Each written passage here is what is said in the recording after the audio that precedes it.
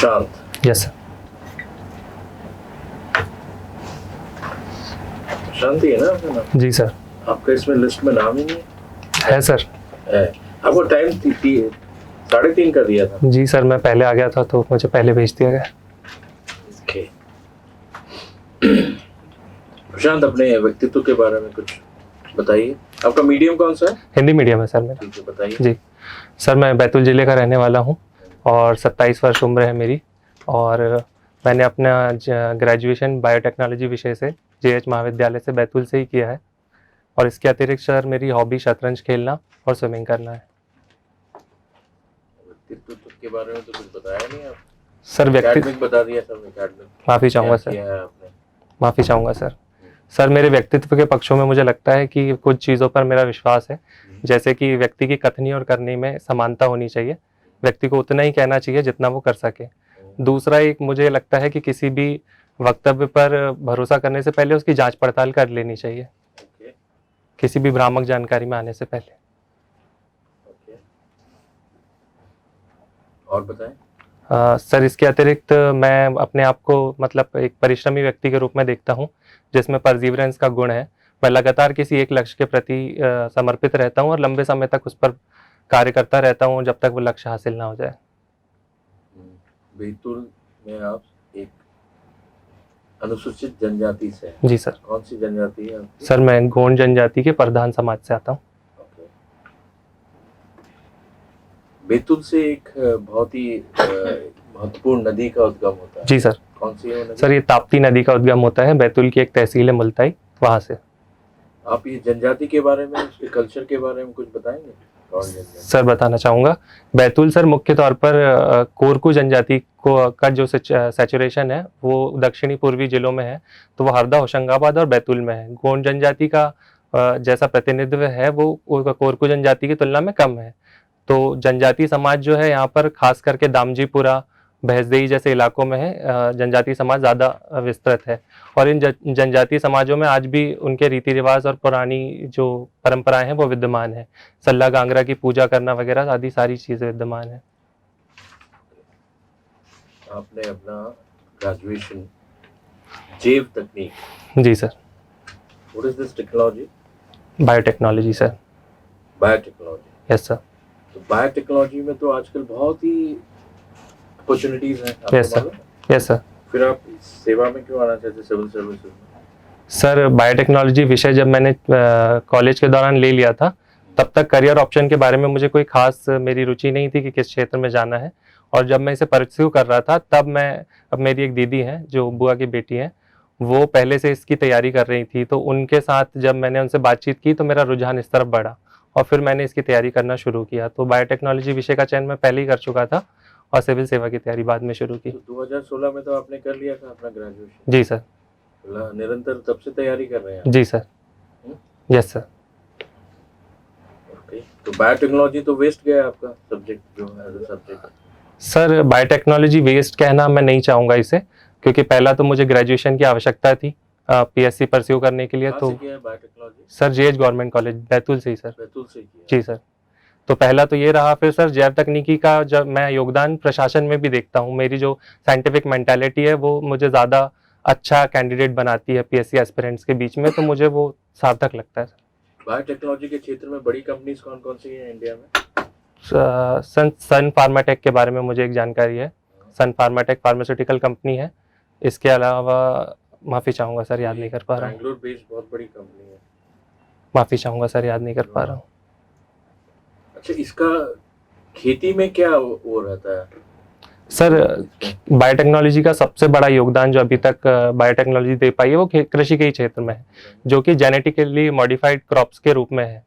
Biotechnology में genetic engineering के माध्यम से हम नए जीनों को प्रविष्ट करवा सकते हैं और ऐसे इन माध्यमों से हम अच्छी उत्तम क्रॉप्स को प्राप्त कर सकते हैं, जिससे ज़्यादा प्रोडक्शन और इन्हें हानिकारक जीवों से बचाया जा सकता है। तो GM क्रॉप्स के क्षेत्र में बायोटेक्नोलॉजी कारगर रणनीति रहती है। कौन कौन सी क्रॉप्स हैं जहाँ पे हमने इसमें महारता हासिल कर ली? मतलब सर एक BT ब्रिंजल है जिस पे बैन लगा दिया गया था अंततः, पर BT ब्रिंजल के अलावा सर BT कॉटन है।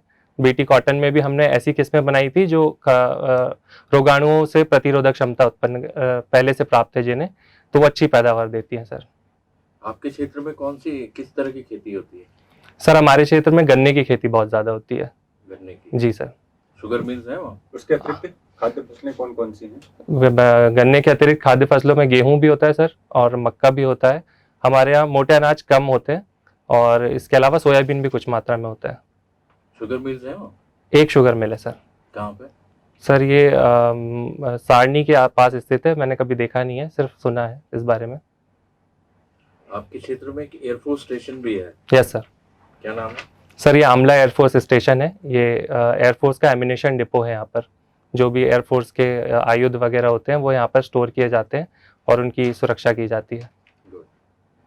तैराकी करना? Yes sir. तैराकी में क्या मतलब कौन सा वो है आपका इवेंट जो करते हैं आप? सर मैं फ्री स्टाइल ही करता हूँ। मुझे Freestyle ही करते हैं? 4 स्ट्रोक में से सिर्फ फ्री स्टाइल ही आता है अभी तक।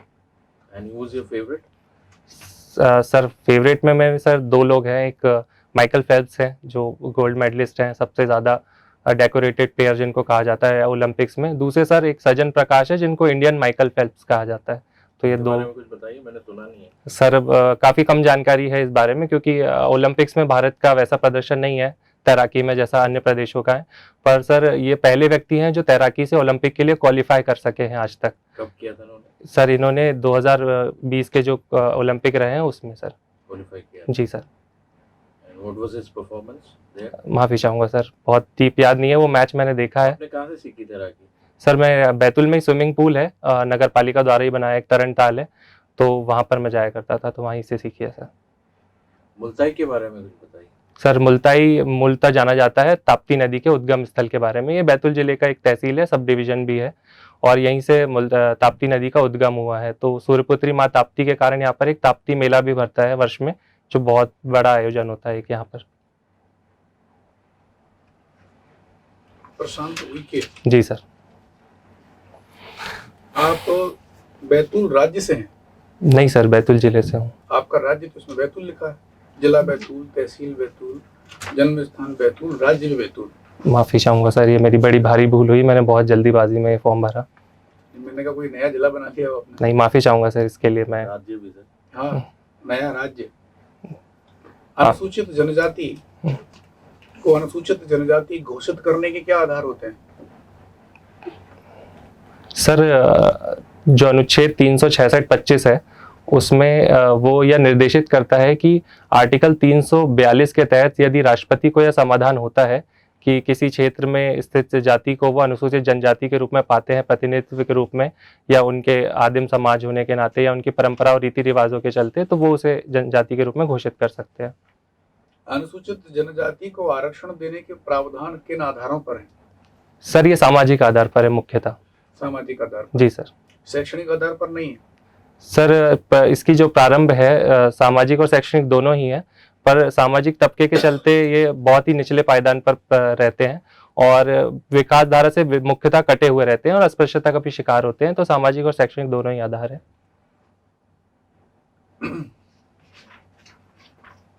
आपने बायोटेक्नोलॉजी से ग्रेजुएशन किया है? जी सर। क्लोनिंग का नाम सुना है? क्लोनिंग जी सर। कितने प्रकार की होती है क्लोनिंग? सर क्लोनिंग 2 प्रकार की मैं याद कर पा रहा हूँ, एक रिप्रोडक्टिव क्लोनिंग है और एक थेराप्यूटिक क्लोनिंग है। रिप्रोडक्टिव क्लोनिंग में क्या होता है? सर रिप्रोडक्टिव क्लोनिंग में क्या सर याद करने में तक कठिनाई हो रही है। थेरेपेटिक क्लोनिंग में? माफ़ी चाहूँगा सर, याद नहीं कर पा रहा हूँ। भारत में कोई 2 क्लोन के नाम बताओ। सर भारत में एक पूर्णिमा भैंस का क्लोन मैं याद कर कंफ्यूज हूँ शायद मैं।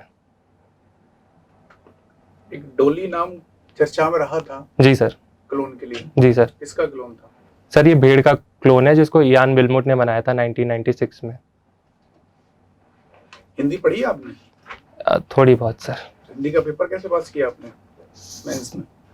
सर मतलब थोड़ी बहुत से मेरा आशय था कि हिंदी का मैं विज्ञाता नहीं हूँ, मेरा साइंस बैकग्राउंड है, तो हिंदी मैंने उतनी ही मात्रा में पढ़ी है जितनी सिलेबस में। सर बाकी विषय क्या विज्ञाता है? नहीं सर। ठीक है। आप एक मुहावरे कहावत पढ़ी आपने? जी सर, सुनी है काफी सारी। बताइए, हाथ कंगन को आरसी क्या, पढ़े लिखे को फारसी क्या, इसका क्या मतलब है? सर इसका एक मतलब है कि प्रत्यक्ष को प्रमाण की आवश्यकता नहीं होती है। शतरंज खेलना आपकी हॉबी है। Yes sir. कोई 2 शतरंज खिलाड़ियों के नाम बताइए विश्व प्रसिद्ध। सर एक मैग्नस कार्लसन जो वर्ल्ड चैंपियन रहे हैं, दूसरे सर एक गैरी कैस्परोव है जो बहुत ही प्रसिद्ध खिलाड़ी है। गैरी कैस्परोव को किसी ने हराया क्या आज तक? माफ़ी चाहूँगा सर, याद नहीं कर पा रहा हूँ। बैतूल जिले की कोई 3 समस्याएं बताओ जो विशेष बैतूल जिले के ही संदर्भ में हो। जी सर। सर बैतूल जिला एक पहाड़ी जिला है, तो यहाँ पर सबसे पहली समस्या आती है नेटवर्किंग की। नेटवर्क उतनी मामला में सुलभ रूप से उपलब्ध नहीं हो पाता है जनजातीय क्षेत्रों में, ये एक पहली समस्या आती है। दूसरी समस्या आती है सर, यहाँ पर पहाड़ी क्षेत्र होने की वजह से कृषि भूमि का क्षेत्र बाकी जिलों की तुलना में कम होता है, तो कृषि के लिए जो कृषक है उनको छोटी जोत का आकार प्राप्त होता है। तो इस क्षेत्र की भूमि को उर्वर बनाने के क्या प्रयास किए जा सकते हैं आपके तरफ से, क्या सुझाव देंगे आप? सर मेरे ख्याल से पहले तो कृषि की जोत का आकार ठीक से प्राप्त हो सके तो चकबंदी जैसी जो योजनाएं हैं उनका वो जब पहाड़ी भूमि है तो उसकी चकबंदी आप कैसे करेंगे? जी माफ़ी चाहूँगा सर। क्या मध्य प्रदेश में किसी स्थान विशेष की पहाड़ी भूमि को समतल बनाने का प्रयास किया जा रहा है? माफ़ी चाहूँगा सर, इस संदर्भ में कोई जानकारी नहीं। प्रशांत, यस सर। रोल नंबर क्या है? सर मेरा रोल नंबर 102-706 है सर। आपके नाम क्या, अभिप्राय क्या है, अर्थ क्या होगा उसका? सर प्रशांत अर्थ का होता है कि दृढ़, निश्चल या आवेगहीन जो होता है, गहन रूप से शांत ऐसा व्यक्ति, जिसको प्रशांत के रूप में देखा जा सकता है। बैतूल जिले से हैं आप? जी सर। आपके यहाँ कौन कौन सी ट्राइब्स हैं? आपने बताया था। जी सर। उसके अतिरिक्त कोरकू और गोंड के अतिरिक्त सर हमारे यहाँ पर मुख्यतः सर ये 2 ही है। मैं बहुत ज़्यादा सर्वाधिक कौन से हैं, कोरकू की गोंड? गोंड है सर। आप किस में से हैं? सर मैं गोंड जनजाति सर। गोंड जनजाति से। आप अपने लोक पर्वों के बारे में बताइए, कौन कौन से लोक पर्व आप मनाते हैं? सर लोक पर्वों में एक नवाखानी हम मनाते हैं और एक मेघनाथ पर्व गोंडों का मुख्य पर्व है। नवाखानी किस माह मनाते हैं और क्यों मनाते हैं? सर माह मैं याद नहीं कर पा रहा हूँ, ये जो फसल होती है उसको काटने के पर्व के रूप में मनाया जाता है। रबी की फसल की, खरीफ की फसल? माफ़ी चाहूँगा सर, अंदाज़ा नहीं लगाना क्या आपने चाहूँगा। कभी आपके घर परिवार में ऐसे पर्व नहीं मनाए गए? नहीं सर, मैंने नहीं कभी मनाया। कभी नहीं मनाया? जी सर। ऐसा घोटुल जी सर। काफी गौरवशाली परंपरा रही। जी सर। आपके समाज में इसका विशेष महत्व भी है। जी सर। उसका महत्व बताएंगे? सर घोटुल का महत्व मैं जितना समझ पाता हूँ वो सेक्स एजुकेशन से ज़्यादा मैं इसको रिलेट कर पाता हूँ कि एजुकेशन कहाँ से आ गया? मैंने पहले बोला गौरवशाली परंपरा अपने आप में। जी सर। जब विद्यालयीन शिक्षा नहीं थी, स्कूल महाविद्यालय की सुविधाएं उपलब्ध नहीं थी, आपके समाज के लोग कहाँ शिक्षित होते थे? गांव का एक मुखिया, एक प्रबुद्ध व्यक्ति नई युवा टोली को प्रशिक्षित करता था, जीवन कौशल सिखाता था। जी सर। सर मैं इसी संदर्भ में बताना चाह रहा था कि असल में घोटुल के परंपरा के माध्यम से गोंड व्यक्ति जो होते हैं इनको अपना जीवन साथी चुनने का एक मौका प्राप्त होता है, और दूसरी चीज़ ये कि ये खुले समाज के रूप में जो कुंठित समाज को रोकने की एक पहल है वो भी मानी जा सकती है। सिर्फ जीवन साथी उसका विकल्प नहीं है, शिक्षा उसका विकल्प है। सर शायद मेरी जानकारी के अभाव के कारण मैं गलत जवाब दे रहा हूँ। आप क्योंकि उसी समाज से हैं, आपको अपने समाज की जानकारी तो होनी चाहिए। जी सर, मैं कोशिश करूंगा कि मैं इसके बारे में ज़्यादा जानकारी प्राप्त करूं। कोरकू समाज में एक प्रथा है। जी सर। सीडू आना।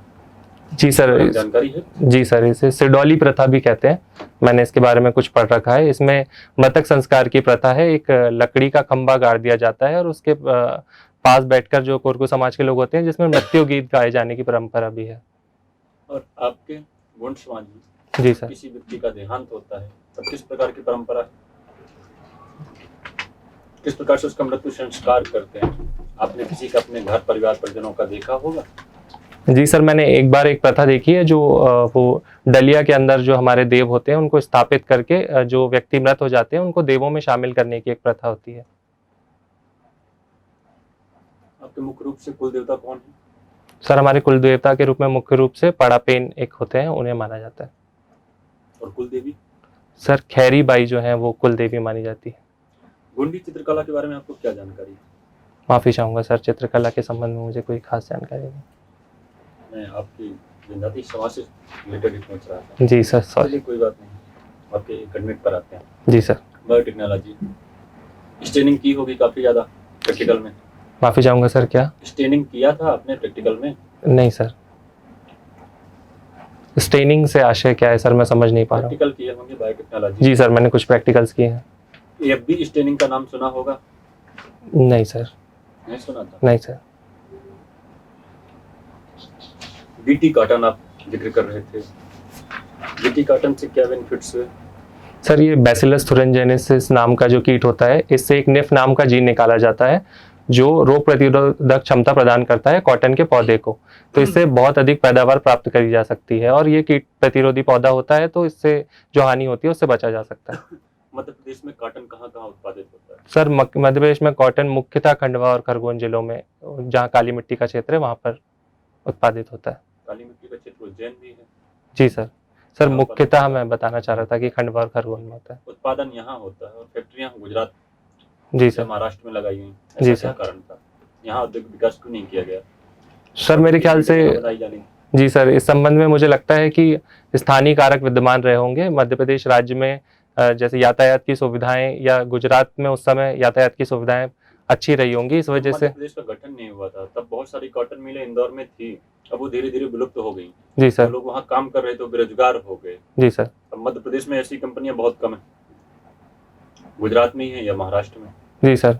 विकास इधर होना था, मध्य प्रदेश के गठन से पहले, आजादी के पहले होना था। जी सर, मैं सहमत हूँ इस बात से कि ऐसा किया जाना चाहिए था, पर इस तात्कालिक कारणों में सर एक कारण शासन की नीतियां भी विद्यमान होती है कि एक बार जब किसी उद्योग का संकेंद्रण किसी स्थान पर हो जाता है तो लगातार उसे बढ़ाने के प्रयास किए जाते हैं, जो गुजरात में किए गए हैं उस समय। ऐसे प्रयास मध्य प्रदेश में भी तो किए जा सकते थे।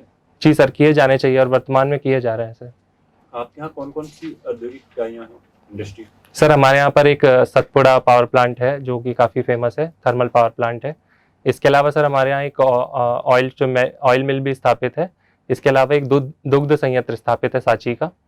और इसके अलावा गुड़ की मंडी बैतूल बहुत विख्यात है गुड़ की मंडी के लिए। और सर पाथाखेड़ा कोयला क्षेत्र जो है हमारे यहाँ से, वो भी फेमस है सर औद्योगिक इकाइयों के रूप में। आपके यहाँ एक पठार है, भैंसादेही पठार। भैंसादेही का पठार, जी सर। इसकी भौगोलिक संरचना के बारे में बताइए बोर्ड को आप। सर भैंसदेही का पठार मुख्यतः कालीभीत की पहाड़ी क्षेत्र में आता है। जो बैतूल का भैंसदेही ब्लॉक है वो कालीभीत की पहाड़ियों का क्षेत्र है। आपके यहाँ किस पर्वत श्रृंखला का विस्तार है सबसे ज्यादा? सर विंध्याचल का, अरावली का, सतपुड़ा का? सर सतपुड़ा का विस्तार है सबसे ज्यादा। सतपुड़ा उसका नाम क्यों रखा गया?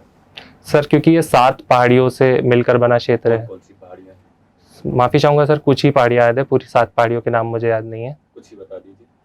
सर इसमें एक तो मैकल श्रेणी आती है, एक ग्वालीगढ़ श्रेणी आती है, और सतपुड़ा श्रेणी, महादेव श्रेणी, और याद नहीं कर पा रहा हूँ सर इसके आगे। सतपुड़ा के घने जंगल, जी सर। एक रचना, जी किसकी सर। रचना?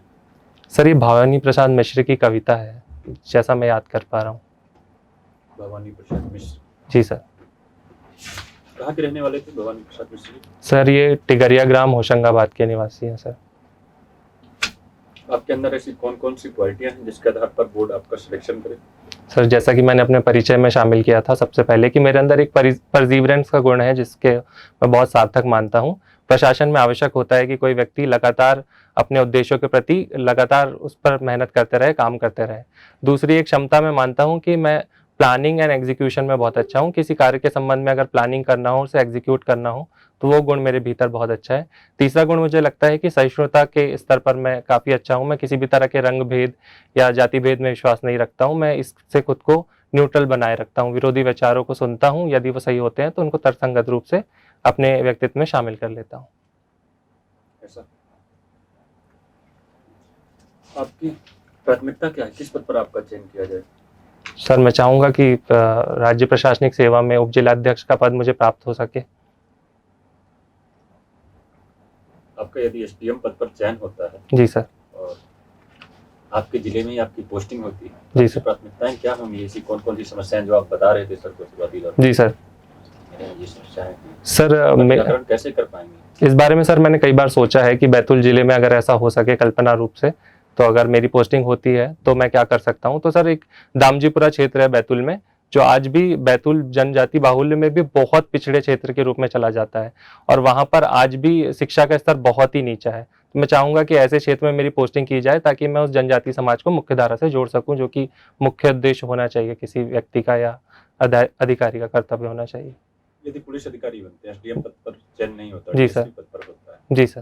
तब कैसे कर पाएंगे? सर फिर मैं अपराध क्षेत्र में काम करना चाहूँगा, क्योंकि जनजातियों में लगातार अपराध बढ़ रहे हैं। अशिक्षा के कारण जनजातियों में कानून की कम समझ देखने को मिलती है ग्रामीण इलाकों में, जिससे वो ऐसे अपराध कर देते हैं जिसके बारे में उन्हें जानकारी भी नहीं होती। तो मैं चाहूँगा कि ऐसे अपराध रुक सके और जनजाति समाज अपराध मुक्त बन सके। वर्तमान में मध्य प्रदेश सरकार की गृह सचिव कौन है? इकबाल सिंह बैस है सर, माफ़ी चाहूँगा सर, ये मुख्य सचिव है।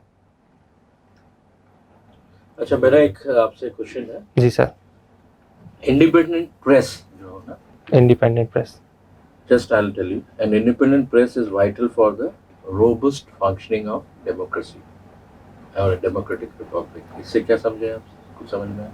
सर इससे मैं जो समझ पा रहा हूँ कि एक इंडिपेंडेंट डेमोक्रेसी बहुत ज़रूरी है किसी लोकतंत्र के सुचारू रूप से संचालन। हाँ सर, माफ़ी चाहूँगा, प्रेस एक डेमोक्रेटिक रिपब्लिक। आपके क्या विचार हैं?